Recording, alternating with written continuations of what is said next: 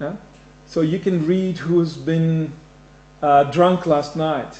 So you can just go to 18 to alcohol, and you can read all the stories about what happened to them last night, right? Because they just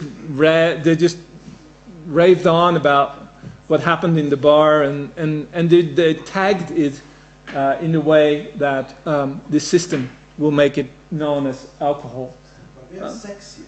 I cannot believe that nobody talks about sex. Yeah, but it's probably an American side, so it's probably American. So we don't talk about sex. So sorry. Okay, well, this is the most famous Dutch site. You can see it hosts 300,000 blogs. This I find a bit of a hilarious site. It just basically, there's only one way of reading this. The whole of Holland is blogging. there's no. And this is, by the way, this is the blog of my students. I'm teaching one class a year, and that's to the MA students at the University of Amsterdam, and we've created a blog there, and they're collectively blogging on this site. So there are around 12 to 15 students. They blog in English, and they also tell about their own research. Sometimes they're talking about general topics, but yeah, it's been a really interesting experience. Just in terms of seeing how far you can get with students, the kind of level. Discursive level, research level that you can get. I'm quite impressed. I'm quite depressed, by the way, when it comes to financial financial rewards. We've subscribed us to all sorts of services, including Amazon and you name it, in order to generate income for the blog, because it is said, that it's part of the rhetoric, of the mythology of the blogger, that if you blog really well, you can make a living out of it. Now, I never believed that this was going to be the case, but I challenged the students, and I said, if you're going to make a really good blog, we can maybe at least have a dinner together at the end of the year. But I don't think we're going to even get there. There is certainly a growing interest amongst scholars, academics, activist types to engage in collaborative blogging. And of course this is a very interesting academic blog. There have been early attempts made to kick this off, but the software wasn't really ready for it. So there was a certain delay. And it's only in the last 2, 3, 4 years, 3 years, that we see that it's really running smoothly, and that without any additional technical knowledge, you and a couple of colleagues, wherever they are, can easily set it up, get it up and going, and there you have your collaborative blog, which is funny because, as you know, blogs is very much an individualistic undertaking. And many people shy away from it because they don't like to just do it on their own. This is one also from my department, which is quite a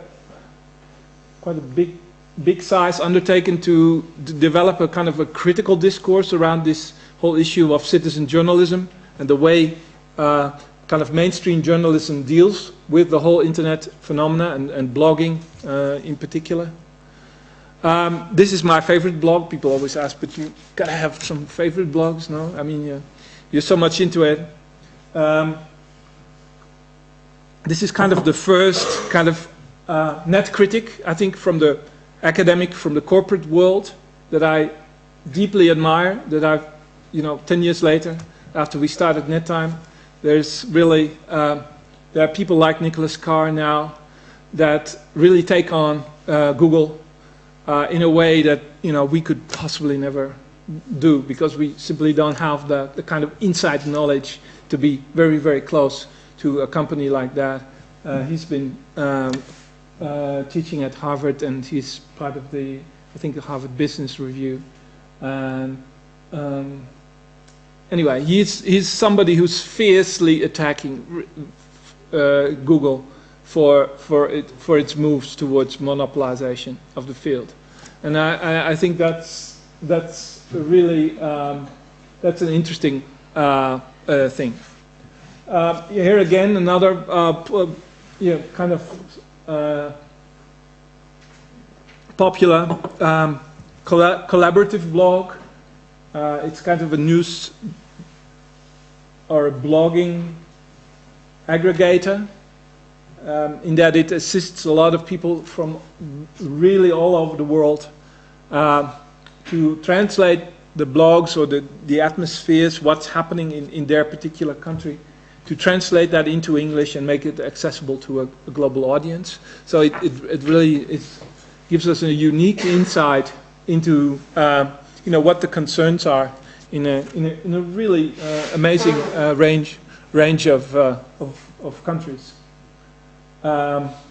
Again, a very popular French service.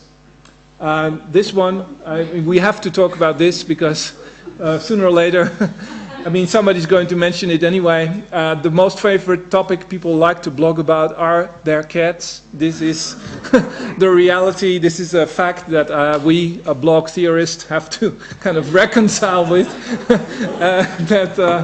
I think the citizen journalism people have not even started thinking about in the same way as kind of birth and these kinds of issues are really very, very high on the list.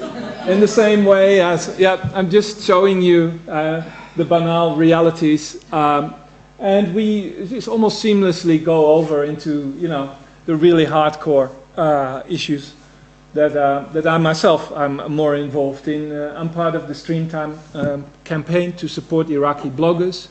A great deal of these really courageous people have now by far moved out of the country. They had to leave the country. They are in Syria, in Amman, and scattered all over the place, all over the globe. They're mainly in the region, by the way, because they can't leave. They don't get the visa to go to the West or to the United States.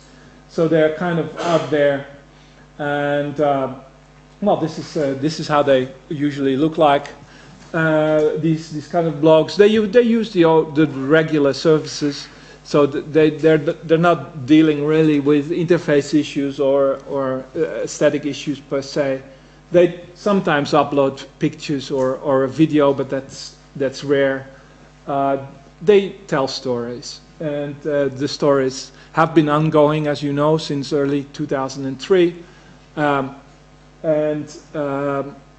they continue to to remind us what the fierce reality of this war is over there from a citizen perspective. So it's work that I greatly admire, and maybe it's something we don't hear enough about. In the same way that we don't hear enough about the millions and millions of Iranians that are blogging, even up to the ministers, up to the mayors of big towns. Everybody in Iran seems to be obsessed with blogging. You could ask yourself, well, why is this the case? There's even a book out now, We Are Iran. It's in English. It's been published in New York last year, which kind of attempts to, of course that's not possible, but attempts to give an insight, a summary of how these blogs look like. It's very, very interesting. About half of these blogs are anonymous. Other ones are not. There's a bit of that kind of virtual identity stuff happening there as well.